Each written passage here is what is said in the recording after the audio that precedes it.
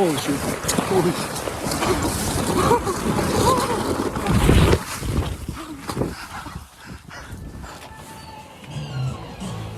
Oh man, I want to talk to you. I don't know what to say. Oh no, we're in Mammoth itself. We're in the town now. We just stopped to get some food at, it's backwards, but it's called the Eatery. As we walk to the gondola, we're gonna go to the top of the mountain right now.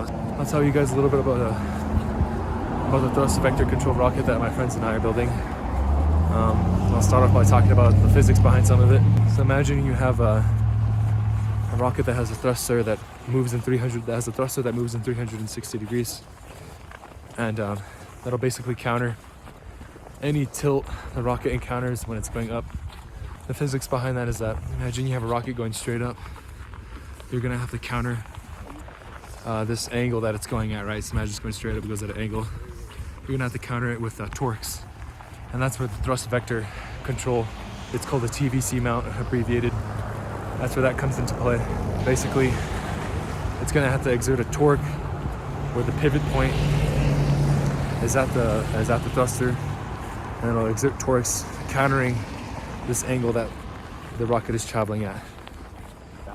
And everything is described by a differential equation, because you're changing, like, the rocket is not a uniform body. So what happens is the center of mass is changing relative to the pivot point where the TVC mount is. So it's kind of hard. So you basically have to consider, like, everything can basically be represented with a function of time, because, you know, all these things are happening over a certain period of time, like an interval, a time interval basically. So your mass can be represented by something like dm/dt. It's a differential equation.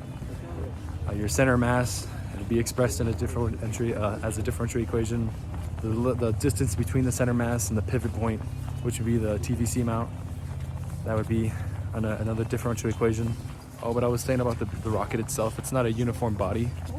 And what happens is the weight force of the rocket acts at different points as the rocket is moving through the air, right?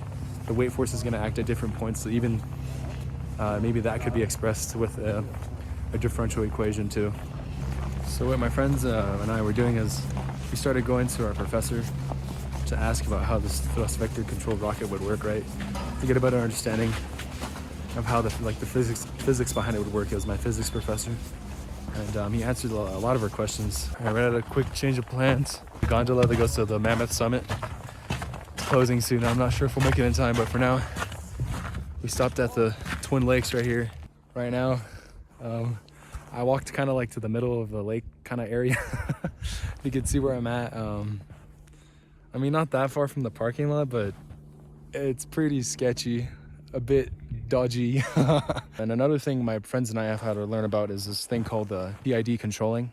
It stands for proportional integral derivative controlling. It's something you'll have to code in order for the rocket to work. So with the derivative part of this PID controlling system allows you to do, it basically allowed you to find the position, I believe the position of the rocket. For the integral part of the PID controlling, it basically, if you think about an integral, right, an integral finds the area under a curve. And if we were to represent the angle of the rocket, we'd maybe express it in theta. So imagine you had a graph, right, and a curve, and it curves, right? And if you were to take basically a Riemann sum at one point on this graph, you would get the angle needed to counter the angle of you would get the angle of the TVC mount to counter the angle of the rocket so that it's straight again. And if you do this over the course of a time, right, if you express it as a differential equation, what will happen is you'll find that you'll be able to infinitely add these angles up until the rocket is perfectly straight. So what you do is when you add the integral and the derivative part of this PID controlling, is it makes the computer system more accurate and more reliable, and so that your rocket is able to stabilize easier.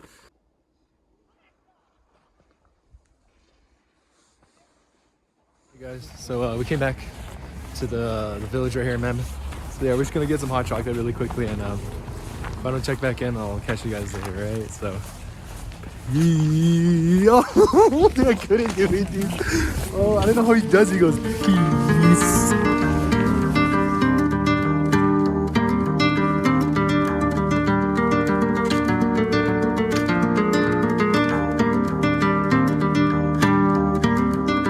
And there's a sound